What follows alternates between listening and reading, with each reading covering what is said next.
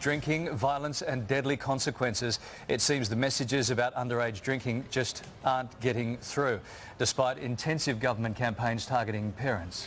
Well, most parents think letting kids have a drink now and then will encourage moderate behaviour. But new research shows it's not true. In fact, 54% of kids who drink before the age of 14 develop alcohol problems later in life. And it seems the effect of alcohol on young people is even more harmful than previously thought. Joining us now to discuss this a little more, psychologist Dr Jodie Benveniste in Adelaide, GP Dr Cindy Pan in Sydney, and in Perth CEO of Odyssey House, James Pitts. Good morning to you all. Jodie, first up, it's the norm in most European cultures to let kids have, a glass of wine or half a glass of wine at dinner time. But we're now being told this can be more harmful than good, yeah? Yeah, it's not recommended to encourage kids to drink. In fact, the longer that young people can delay drinking, the better. We really need to send the message to kids that drinking is an adult activity and that does have serious side effects. OK, Cindy, Dr Cindy, tell us how harmful alcohol is to kids. Well, it's harmful not just in terms of the effects on their immediate behaviour and the danger they may place themselves in by being intoxicated, but it has effects on the brain that can have effects on their long-term behaviour. Alcohol is basically toxic to the neural tissue, and the brain is still developing. Apparently it's still developing into the mid-20s, so it's very damaging to their brains, as well as obviously dangerous for their immediate well-being. James, in your opinion, is enough being done to push this, very, very important message?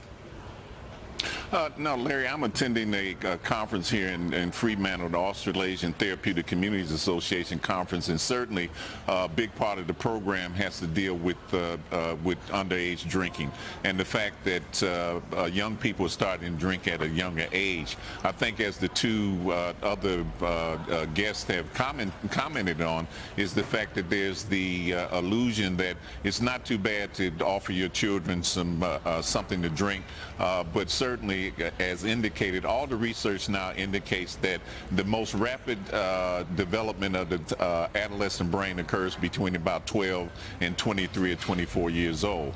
And certainly alcohol affects those areas of the brain that controls impulses, which the amygdala, and also the hippocampus, which is responsible for learning. So I think that we need to continue to promote the idea that, as we said earlier, the longer that you can delay drinking, the better it is for the development of the adolescent brain, and also the long-term welfare of those young people. Yeah, James, you hear horrible stories every day. You work with people who have alcohol problems.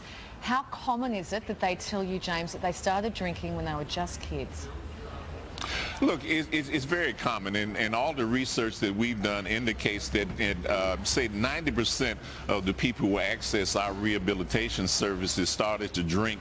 Their first drug of intoxication was alcohol, and that the age of onset was 12 years old. So we're talking about people now who start to engage in drinking behavior at a very early age, and as indicated, the earlier that you start, the greater the likelihood is that you're going to go on to develop problems with alcohol later on in life. It's very sad. Jodie, finally and quickly, we've had segments on this show where they say, half a glass of wine every now and again is actually quite good for you. Do parents need to think carefully about what they're doing at the dinner table in front of the kids? If we're talking about no drinks at all, that needs to start with the parents and the example.